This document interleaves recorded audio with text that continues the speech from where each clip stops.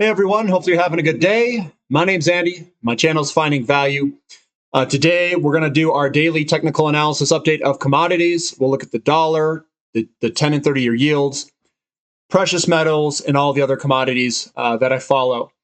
If you need help playing this commodity bull market, you can obviously contact me at finding-value.com. You can sign up for the Platinum membership. The Platinum membership allows you full access to the website, and we do talk about individual companies and potential investments that I'm going into myself. All right, so let's dive in here. I'll give you my financial opinion on what the charts are telling us. Again, I don't trade in the short term here. I look at long term, big time frames, position myself for the big movements, and then I look for buying opportunities in these markets. So that's kind of my paradigm. The way I'm looking at all this stuff is from that perspective. So let's dive in, and I'll let you know what I see. So we've got the DXY here. It's been kind of going up in this channel, and we recently broke that channel to the downside. I've talked to, Uselink, Casper. He thinks it could potentially head higher a little bit on a return move. We don't know how big that return move is. Usually when you get a large breakout, you might get a little bit of a return move. I don't exactly know if it's going to do a return move. This, to me, looks like we are going to go lower overall. Now, if this comes up a little bit and kind of does a rollover, it could jet down another movement right after. Tough to say the ultimate path, but I don't think the ultimate path is necessary to make good money. What you want to identify is the trend line break and that the DXY is heading lower.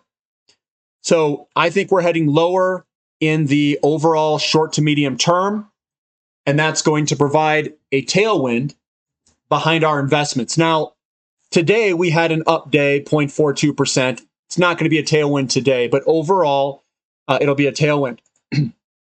TNX was up today, but we had the momentum go down. What does that mean? It means that we gapped up in the morning, and then throughout the day, we actually finished going towards the downside.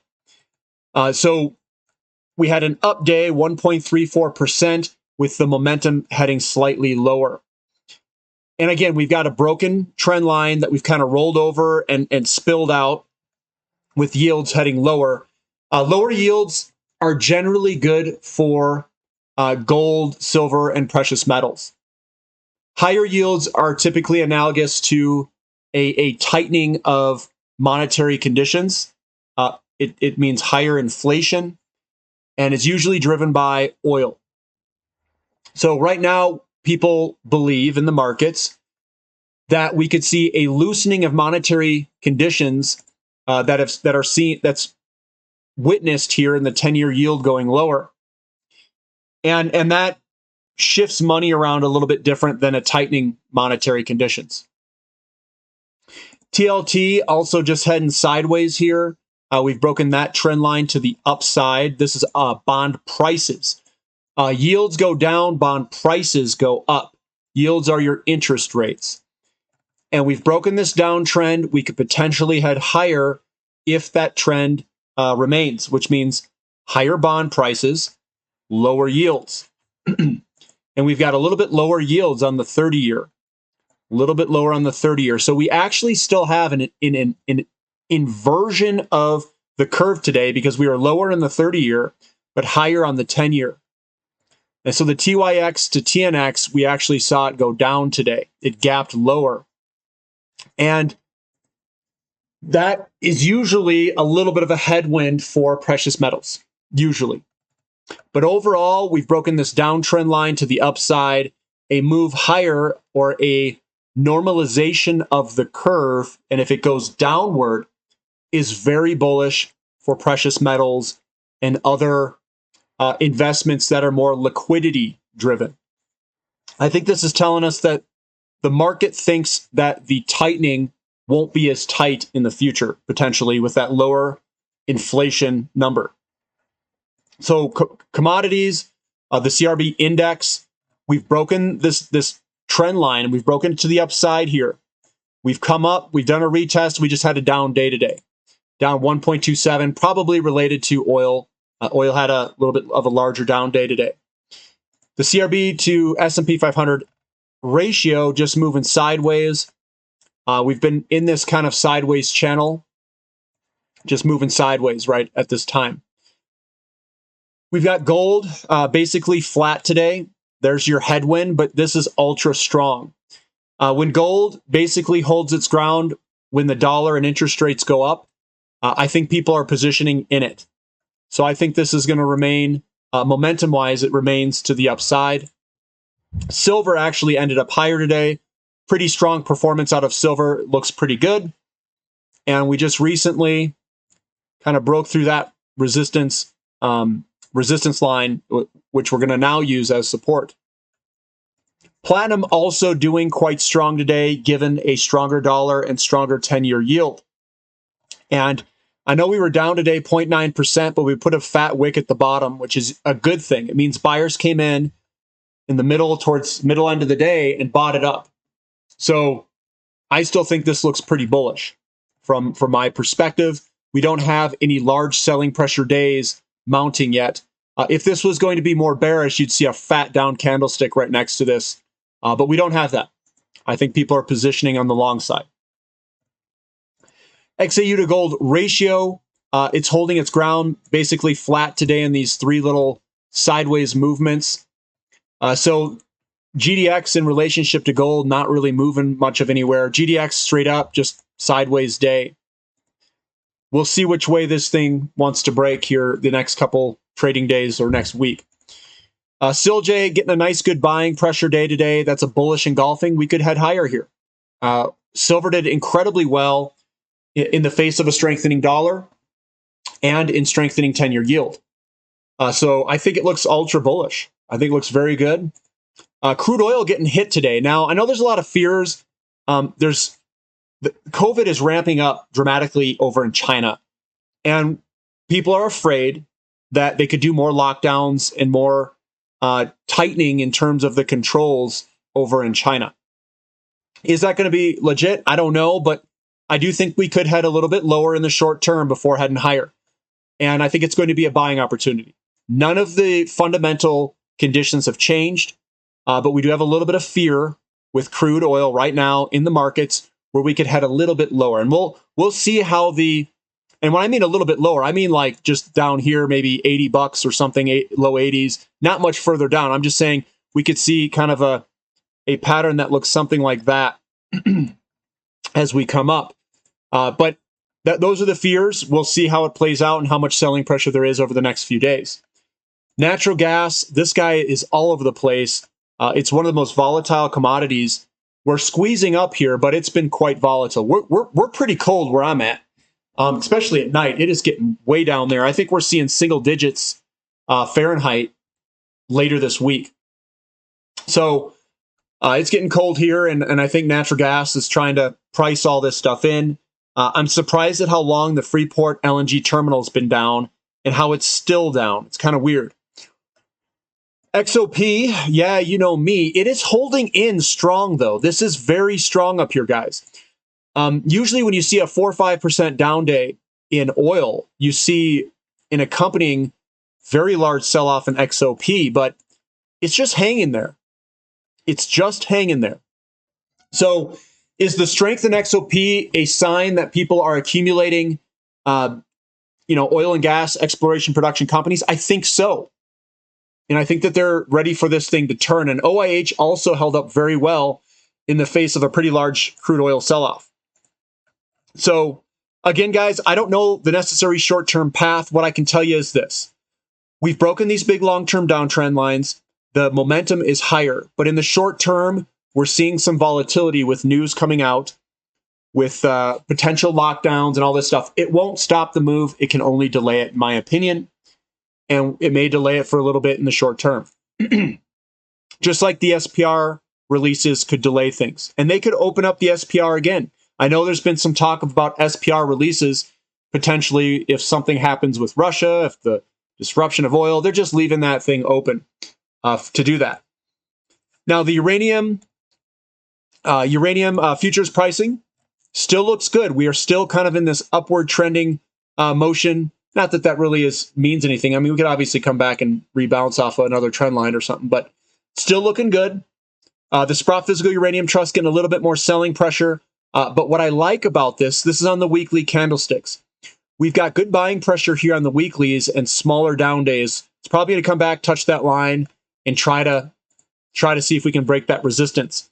On the dailies, a little bit more selling pressure here the past couple of days. And I think that we'll probably see it hit 1580, 1575, something like that in the short term. URNM is also holding up quite strong. We've got a strong resistance line. I'm going to draw it in for you guys right here. There's your strong resistance line. Now, we haven't broken that strong resistance line yet, but I'm going to say it looks really good. We've got a bloody nose. That's usually a continuation pattern to try to move higher. So the futures pricing was basically flat. Sput's doing a little bit of sputtering there because we're up against strong resistance. And we're up against resistance on URNM, and we haven't broken through it yet. But we have signals that the sellers aren't whopping us here yet.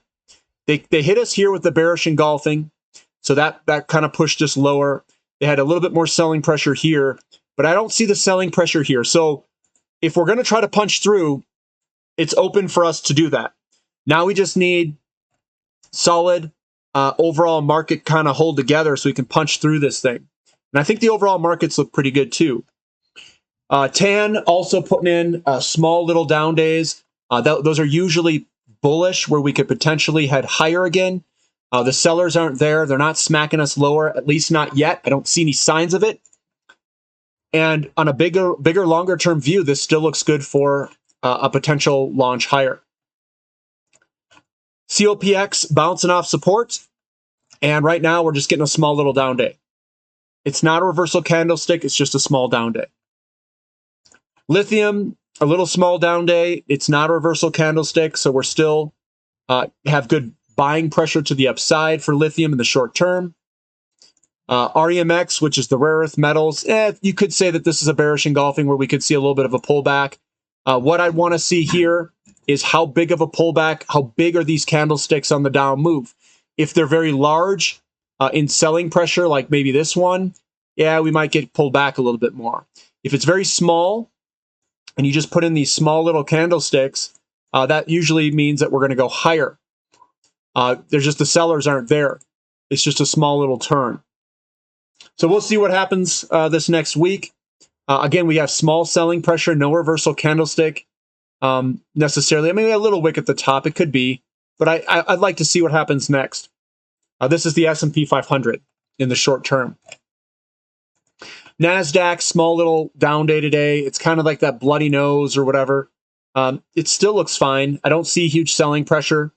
Again, we'll have to get more data here and see what the next few days have in store for us. Stronger dollar, weaker emerging market. It's almost lockstep.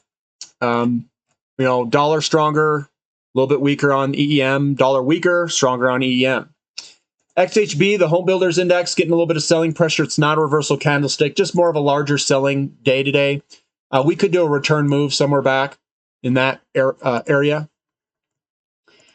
MOO, which is the VanEck agribusiness, it's just moving sideways. Still looks all right. We're still above this support level. So we're hanging out above the support, which is good.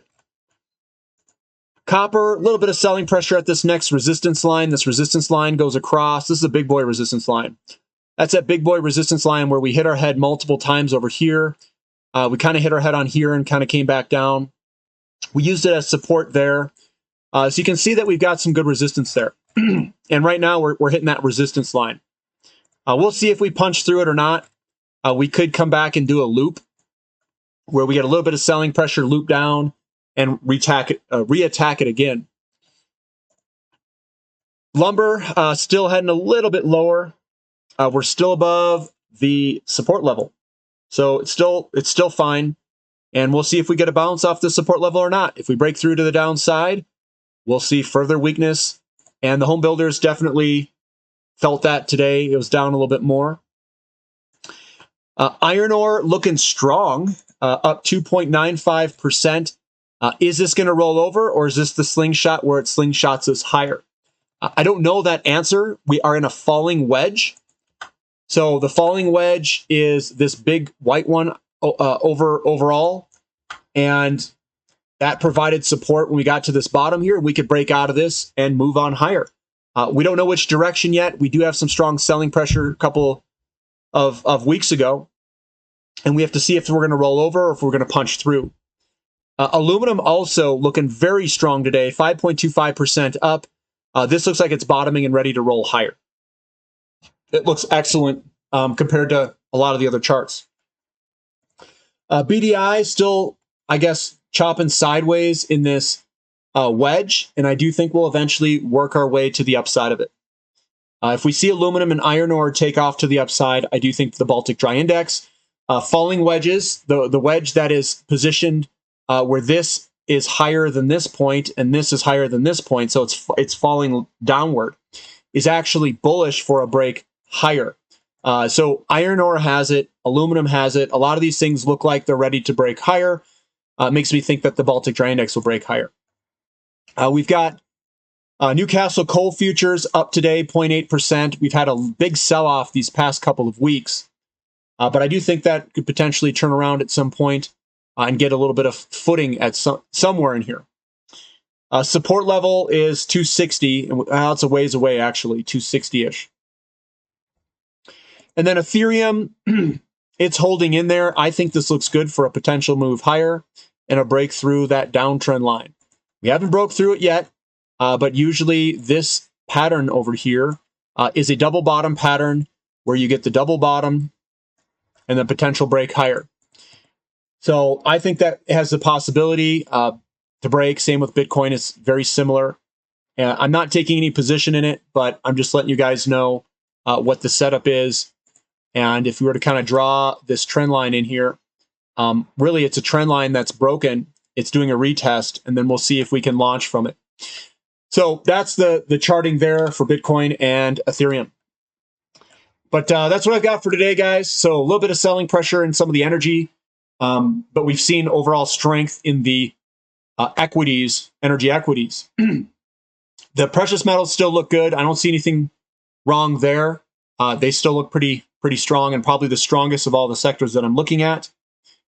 Uranium, we're right up against resistance. We got to break through that resistance. We're tapping on the door of a big move.